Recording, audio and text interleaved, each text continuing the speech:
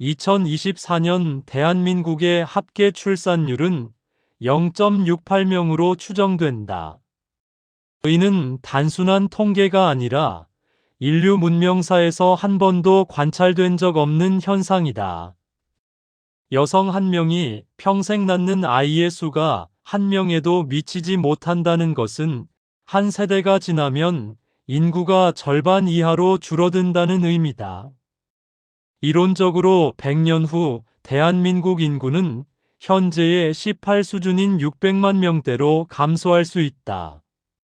이 문제는 2002년 합계 출산율이 1.3명 아래로 떨어지며 초저 출산 사회로 진입한 이후 20년 넘게 지속되어 왔다.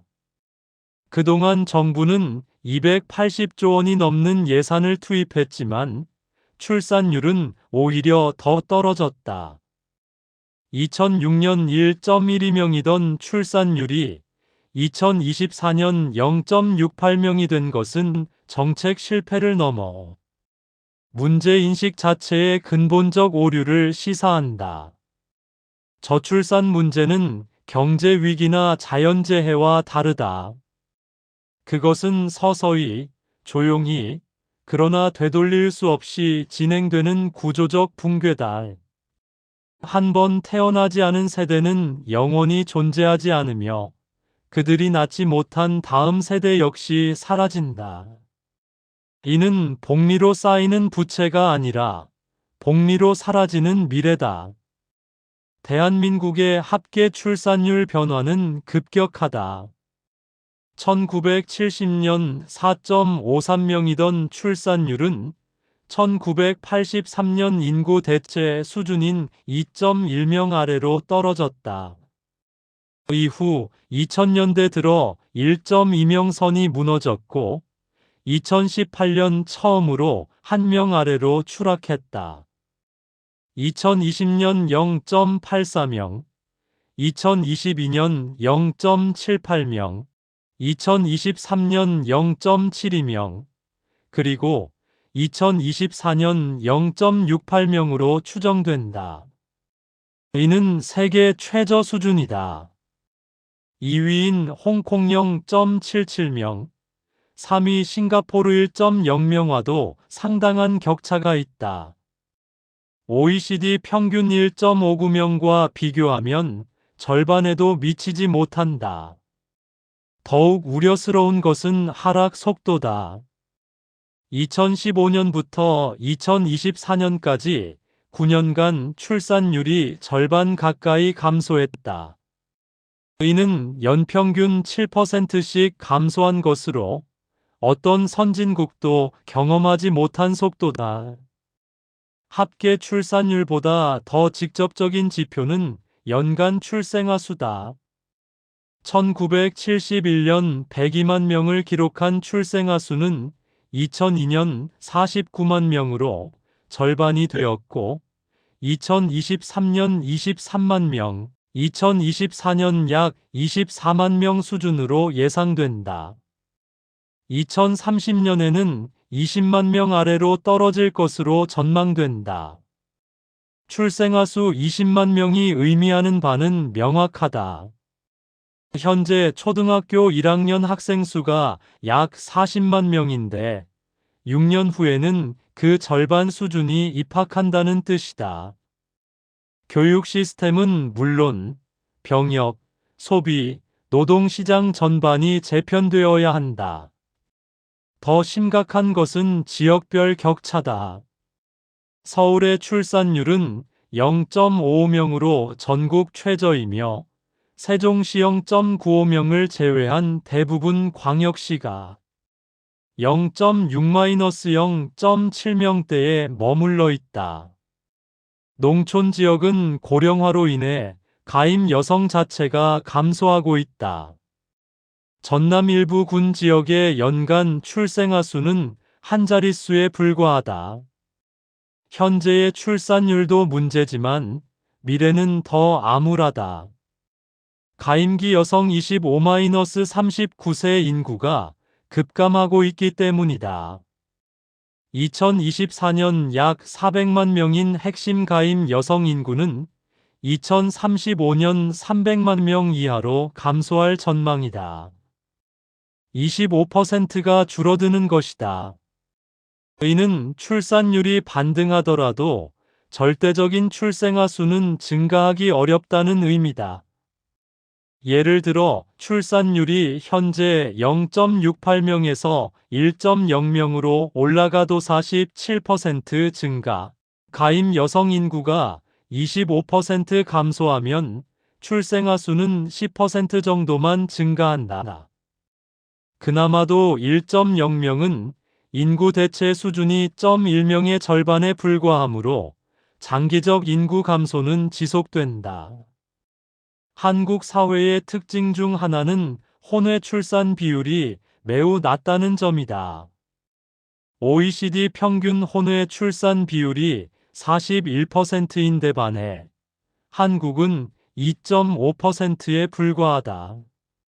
즉, 한국에서 출산은 곧 결혼을 전제한다. 그런데 혼인 건수가 급감하고 있다.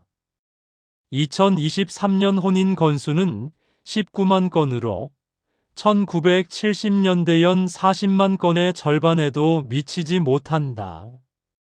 초혼 연령도 계속 상승하여 2023년 기준 남성 33.7세, 여성 31.5세를 기록했다. 1990년 남 27.8세, 여 24.8세과 비교하면 약 6-7년 늦어진 것이다. 더 중요한 것은 비혼 인구의 증가다. 2020년 인구주택 총조사에 따르면 40대 미혼율이 남성 25.3%, 여성 14.3%에 달한다. 1990년 남 3.4%, 여 2.4%과 비교하면 폭발적 증가다. 이는 저출산이 일시적 현상이 아니라 세대 전체의 라이프 코스 변화임을 보여준다. 주거비 부담. 가장 직접적인 원인은 주거비다. 서울 아파트 중위 가격은 2024년 약 12억 원으로 신혼부부의 평균 연소득 약 7천만 원의 17배에 달한다. 국제적으로 주택 가격이 소득의 5배를 넘으면 과도한 수준으로 평가되는데 한국은 그 3배를 초과한다. 청년들이 결혼을 준비하려면 최소한 전세 자금이 필요한데 서울 전세 중위 가격이 6억 원을 넘는다. 부부가 5년간 소득의 50%를 저축해도 연 3,500만 원 1억 7,500만 원밖에 모으지 못한다. 부모의 지원 없이는 독립적인 주거 마련이 사실상 불가능한 구조다. 더욱이 전세가 월세로 전환되는 추세다. 서울 월세 비중이 2015년 36%에서 2023년 48%로 증가했다. 월세 100만 원이면 연간 1,200만 원, 30년이면 3억 6천만 원을 주거비로 지출해야 한다. 이는 자산 축적의 기회를 원천 차단하는 것이다. 자녀 1인당 양육비는 2023년 기준 출생부터 대학 졸업까지 약 3억 원으로 추산된다. 세부적으로 보면 영유아 기억 -6세 약 6천만 원, 초등학생 시기 약 7천만 원, 중고등학생 시기 약 9천만 원, 대학 시기 약 8천만 원이다. 특히 사교육비 부담이 크다. 2023년 초중고 사교육비 총액은 27조 원으로 학생 1인당 연평균 485만 원이다. 서울 강남권의 경우 월 200만 원 이상 사교육비를 지출하는 가구도 흔하다. 이는 둘째, 셋째를 낳는 것을 경제적으로 불가능하게 만든다. 대학 등록금도 부담이다. 사립대 평균 등록금이 연 800만 원 수준이므로 4년이면 3,200만 원이다. 의대, 약대 등 전문학과는 더 비싸다. 자녀가 2명이면 대학 등록금만 6,400만 원이 필요하다. 청년 고용 시장의 불안정성도 결혼과 출산을 지연시킨다. 비정규직 비율이 38%에 달하고 정규직이라도 중소기업의 평균 근속 연수는 3.2년에 불과하다. 언제 실직할지 모르는 상황에서 장기적 계획인 결혼과 출산은 무모하게 느껴진다. 20대 후반의 평균 임금은 세전 월 250만 원 수준이다. 여기서 세금, 사회보험료를 제하면 실수령액은 220만 원 정도다. 월세 70만 원, 식비 50만 원, 교통비 10만 원, 통신비 8만 원, 의료비 10만 원을 제하면 72만 원이 남는다. 데이트 비용, 경조사비, 의료비를 제하면 저축할 여력이 거의 없다. 개인주의의 확산. MZ세대는 이전 세대와 다른 가치관을 갖고 있다. 결혼과 출산을 당연한 것이 아니라 선택 가능한 것으로 인식한다. 2023년 여론조사에 따르면 20대의 62%가 결혼은 선택이라고 답했고 51%가 꼭 아이를 가질 필요는 없다고 응답했다. 이는 세대 간 격차가 크다. 60대 이상의 85%는 결혼은 해야 한다고 답했고 78%가 자녀가 있어야 한다고 응답했다. 30년 사이에 사회적 규범이 완전히 바뀐 것이다. 여성의 경력 딜레마. 한국 여성의 대학 진학률은 73%로 남성 66%보다 높다. 고학력 여성이 증가했지만 여전히 육아는 주로 여성의 몫으로 여겨진다. 2023년 통계에 따르면 맞벌이 가정에서도 여성의 가사노동 시간은 남성의 3.1배다. 경력 단절 여성은 2023년 약 156만 명으로 육아를 이유로 경력이 단절된 비율이 41%에 달한다. 한번 경력이 단절되면 재취업이 어렵고 재취업해도 비정규직이나 저임금 일자리에 머무는 경우가 많다. 평생 소득 손실은 평균 2억 원 이상으로 추산된다. 이런 상황에서 고학력 여성일수록 출산을 기피하게 된다. 대졸 여성의 출산율 0.61명이 고졸 이하 여성 0.89명보다 낮은 이유다. 현대 한국 사회는 부모에게 과도한 책임을 요구한다. 헬리콥터맘, 치맛바람이라는 단어가 상징하듯 자녀의 성공을 위해 부모가 모든 것을 희생해야 한다는 압박이 강하다. 이는 적게 낳아 잘 키우자는 1970-80년대 가족계획 9호의 부작용이기도 하다. 자녀의 수가 줄면서 한 명의 자녀에게 쏟는 자원과 관심이 기하급수적으로 늘어났다. 그 결과 육아의 난이도와 부담감이 폭발적으로 증가했다. 2023년 조사에 따르면 부모의 88%가 육아 스트레스가 심하다고 응답했고 72%가 다시 태어나면 아이를 낳지 않겠다고 답했다. 이런 정보는 SNS를 통해 미혼 청년들에게 빠르게 전파되어 출산 기피를 강화한다. 육아휴직 사용의 현실. 법적으로 부모 모두 육아휴직을 1년씩 사용할 수 있지만 실제 사용률은 낮다. 2023년 육아휴직 사용자는 약 14만 명으로 연간 출생아 수 24만 명의 절반 수준이다. 즉, 절반의 가정은 육아휴직을 전혀 사용하지 못한다는 의미다. 특히 남성 육아휴직 사용률은 28%에 불과하다. 사용하더라도 짧은 기간 평균 5개월에 그친다. 중소기업이나 비정규직 근로자는 사실상 육아휴직을 사용하기 어렵다. 대체 인력 확보가 어렵고 복직 후 불이익을 우려하기 때문이다. 보육 인프라의 한계. 국공립 어린이집 비율은 2023년 약 15%로 수요를 따라가지 못한다. 대기자가 많아 평균 대기 기간이 6개월 이상이다. 민간 어린이집은 비용이 비싸고 질적 편차가 크다. 초등학교 입학 후에는 돌봄 공백이 더 심각하다. 초등 돌봄 교실 이용률은 13%에 불과하고 방과 후 사교육에 의존할 수밖에 없다.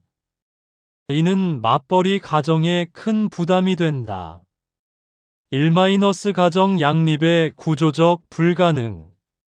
OECD 통계에 따르면 한국의 연평균 노동시간은 1901시간으로 OECD 평균 1716시간보다 185시간 많다. 장시간 노동 문화 속에서 육아와 일을 병행하기는 극히 어렵다. 더욱이 한국 기업 문화는 여전히 이상적 노동자를 전제한다. 이상적 노동자란 24시간 회사에 헌신 가능하고 가족 돌봄 책임이 없으며 언제든 초과 근무와 출장이 가능한 사람을 의미한다. 이런 환경에서 육아와 경력은 양립 불가능한 선택지가 된다. 불확실성의 시대.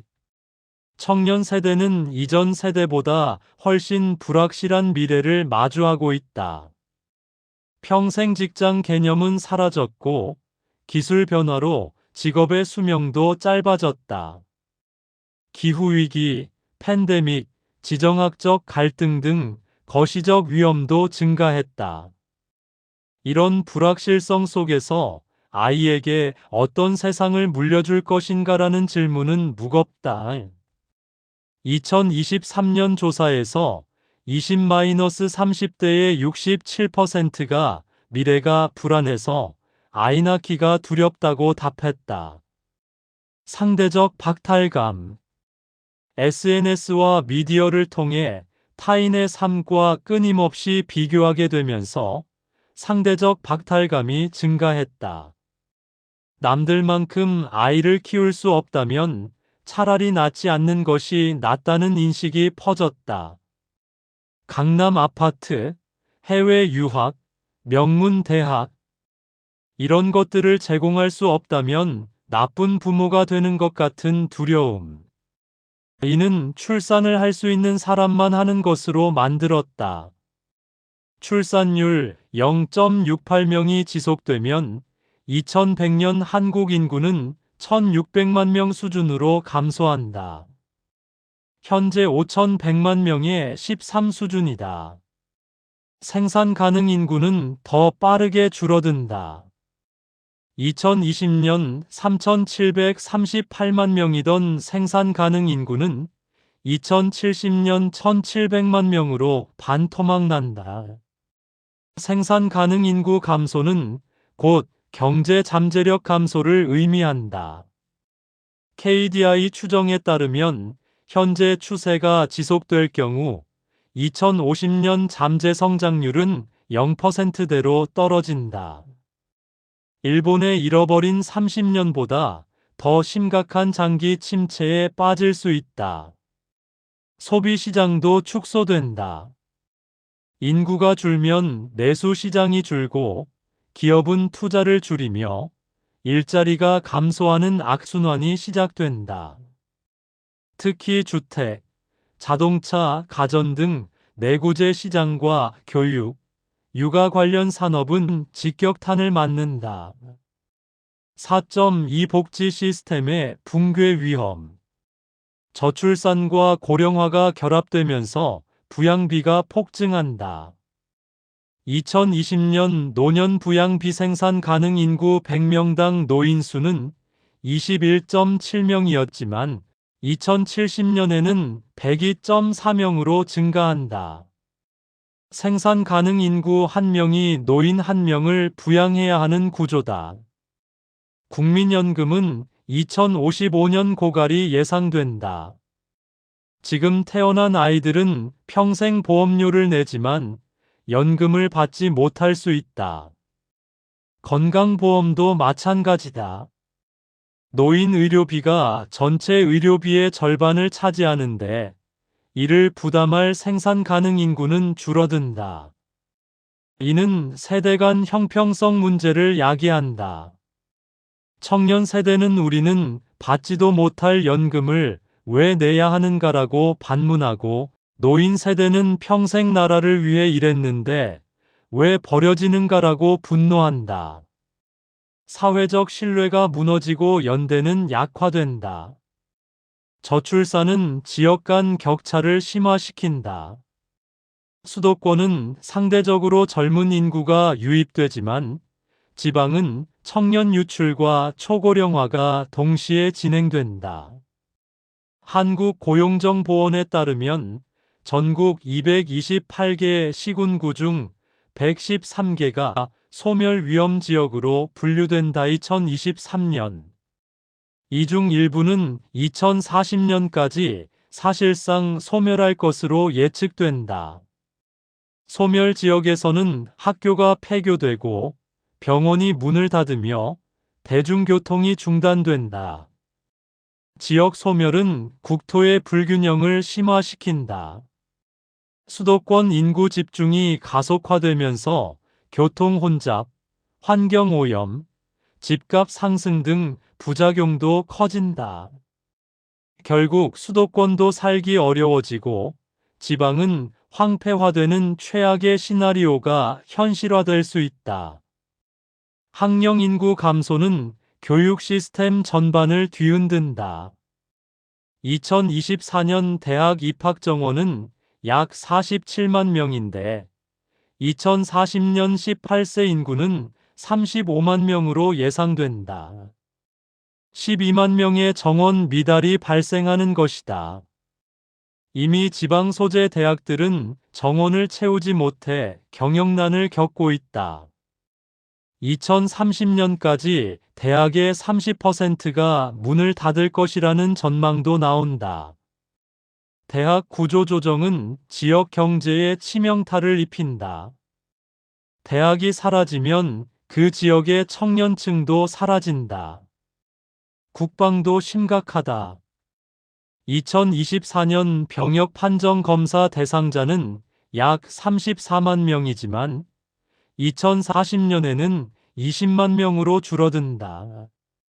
현역 복무 인원을 유지하려면 면제 기준을 대폭 완화하거나 복무 기간을 늘리거나 모병제를 도입해야 한다. 어느 것도 쉽지 않다. 왜 유독 한국만 심각한가? 저출산은 한국만의 문제가 아니다. 일본 1.26명, 대만 1.09명, 싱가포르 1.00명, 홍콩 0.77명 등 동아시아 전반에서 나타난다. 이들 국가의 공통점은 유교 문화권, 높은 교육열, 강한 경쟁 사회, 성역할 고정관념 등이다. 특히 여성의 교육 수준은 높지만 사회 진출 기회는 제한적이고 육아 부담은 여전히 여성에게 집중되는 이중 구속 상황이 저출산을 심화시킨다.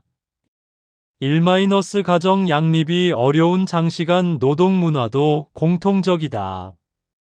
5.2 성공 사례와의 차이. 반면 스웨덴 1.67명, 프랑스 1.83명, 덴마크 1.67명 등은 상대적으로 높은 출산율을 유지한다.